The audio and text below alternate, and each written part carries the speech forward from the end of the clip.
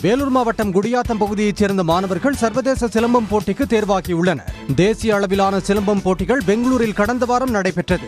இதில் குடியாத்தம் தாளை சிலம்பம் பயிற்சி பள்ளியில் இருந்து 22 பேர் பங்கேற்று பரிசுகள் வென்றதுடன் அடுத்த ஆண்டு நடைபெறும் சர்வதேச சிலம்பம் போட்டிக்கு தேர்வாகியுள்ளனர்.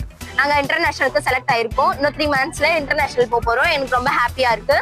இதுக்கப்புறம் இந்த தற்காப்பு கலை அழிய வேணாம்னு சொல்லிட்டு நாங்க இந்த தற்காப்பு கலையை எடுத்து செய்யறோம். இதுக்கு முன்னாடி இப்ப இருக்கிற ஜெனரேஷன்ல வீட்டுல ஆன்லைன் கேம் மத்ததெல்லாம் பண்றாங்க. ஆன்லைன் கேம்ஸ், செஸ் இதெல்லாம் பண்றாங்க. இது ரொம்ப முக்கியமான தற்காப்பு கலை, பெண்களுக்கு முக்கியமான தற்காப்பு கலை. சிலம்பம் பயிற்சி மேற்கொள்ள இடம் வேண்டும் என்றும் மாணவிகள் கோரிக்கை விடுத்துள்ளனர். ஓமன் நாட்டில் சிக்கி தவிக்கும் தனது கணவரை உடனடியாக மீட்டு தாயகம் அழைத்து வர நடவடிக்கை எடுக்க வேண்டும் என அவரது மனைவி ராமநாதபுரம் மாவட்ட ஆட்சியரிடம் கண்ணீருடன் மனு அளித்தார். ராமேஸ்வரம் புதுரோடு பகுதியைச் சேர்ந்தவர் முத்துமுனியன். இவரது மனைவி முத்துமாரி வெளிநாட்டில் சிக்கி தவிக்கும் தனது கணவரை மீட்டு தர முத்துமாரி கோரிக்கை விடுத்துள்ளார். பணம் கட்டி எங்க வீட்டுக்கார வர வைக்க வசதி இல்லை. அந்த நாடு கூலிக்கு போனாத்தான் எனக்கு தோது. அதனால எங்க வீட்டுக்கார வர வைக்க என்னால முடியாது. நீங்க தான் எப்படியாச்சும் உதவி செய்யணும். நன்றி. மாவட்ட ஆட்சியர் சிம்ரன்ஜித் சிங் காலோன் உடனடியாக நடவடிக்கை எடுப்பதாக உறுதியளித்துள்ளார் என முத்துமாரி கூறினார். ராமநாதபுரம் மாவட்டம் கடலாடி தாலுகாவில் சிக்கல் ஊராட்சி ஒன்றியம் உருவாக்க கோரி 200க்கும் மேற்பட்ட கடைகளை அடைத்து மனித சங்கிலி போராட்டம் நடைபெற்றது. எங்களுடைய போராட்ட குழு சார்பா இன்னைக்கு எல்லாம் கோஷம்லாம் எழுப்பியிருக்கோம். கண்டிப்பா தமிழக அரசு எங்க கோரிக்கையை செவிசாய்த்து இந்த சிக்கல் ஒன்றியமாக பிரிக்கிறதுக்கு ஆவணம் செய்த வர எங்களுடைய போராட்டம் தொடர் போராட்டமாக அமையும் என்பதை இதன் மூலம் தெரிவித்துக் கொள்கிறேன். கீழசெல்வனூர், ஓடைக்குளம், வாலிநோக்கம், கொத்தன்குளம், சிக்கல், இதம்பாடல் உள்ளிட்ட ஊர்களில் கடைகள் அடைக்கப்பட்டன. அண்ணா பல்கலைக்கழக மாணவி பாலியல் வன்கொடுமை வழக்கில் குண்டர் சட்டத்தில் ஞானசேகரன் அடைக்கப்பட்ட உத்தரவை ரத்து செய்து சென்னை உயர்நீதிமன்றம் உத்தரவிட்டுள்ளது.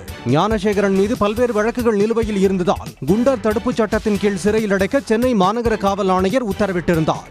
இந்த உத்தரவை ரத்து செய்யக்கோரி ஞானசேகரனின் தாயார் கங்காதேவி சென்னை உயர்நீதிமன்றத்தில் மனு தாக்கல் செய்திருந்தார். மனுவை விசாரித்த நீதிபதிகள் அண்ணா பல்கலைக்கழக மாணவி பாலியல் வன்கொடுமை வழக்கில் தண்டனை விதிக்கப்பட்டுள்ளதால் குண்டர் சட்டத்தில் அடைக்க பிறப்பிக்கப்பட்ட உத்தரவை ரத்து செய்தனர். வருங்கால தமிழ்நாட்டை வழிநடத்தும் வல்லமை துணை முதலமைச்சர் உதயநிதிக்கே உள்ளது என முன்னாள் அமைச்சர் பொன்முடி தெரிவித்துள்ளார். விழுப்புரம் மாவட்டம் திருக்கோவிலூர் அருகே அரகண்டநல்லூர் பகுதியில் நவீன நெல் சேமிப்பு கிடங்கு அமைப்பதற்காக அடிக்கல் நாட்டு விழா நடைபெற்றது. அடிக்கல் நாட்டிய பிறகு செய்தியாளர்களை சந்தித்த பொன்முடி, திருவண்ணாமலைக்கு வந்த இளைஞர் பட்டாளமே உதயநிதிக்கு பெரும் ஆதரவு இருப்பதற்கான சாட்சி என தெரிவித்தார்.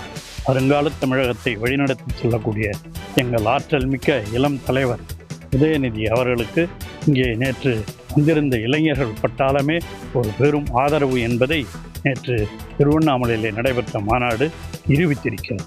அரகண்டநல்லூர் பகுதியில் 4,80,00,000 ரூபாய் மதிப்பீட்டில் நெல் சேமிப்பு கிடங்கு கட்டப்பட உள்ளது.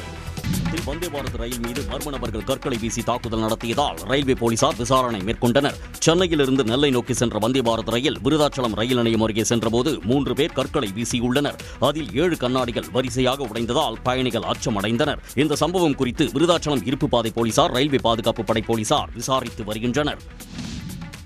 மயிலாடுதுறையில் சமையல் எரிவாயு சிலிண்டர் கசிவினால் ஏற்பட்ட தீ விபத்தில் 3 பேர் காயமடைந்தனர். திரு இந்தலூரில் வசிக்கும் முருகானந்தம் என்பவரின் வீட்டின் சமையல் எரிவாயு கசிவு ஏற்பட்டுள்ளது. இதனை கவனிக்காமல் வீட்டின் மின்விளக்கு சுவிட்சை போட்டபோது சமையல் எரிவாயு சிலிண்டர் வெடித்து சிதறியது.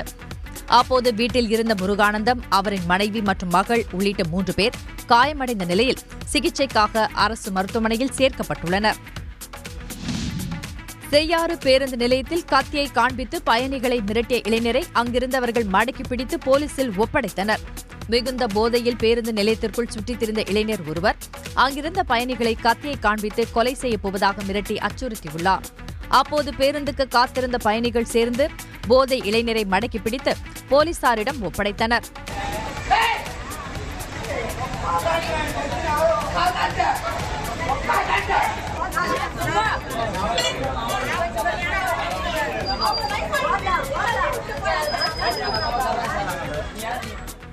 விழுப்புரத்தை சேர்ந்த காமராஜ் என்ற அந்த இளைஞரை கைது செய்த போலீசார் வழக்கு பதிவு செய்து சிறையில் அடைத்தனர்.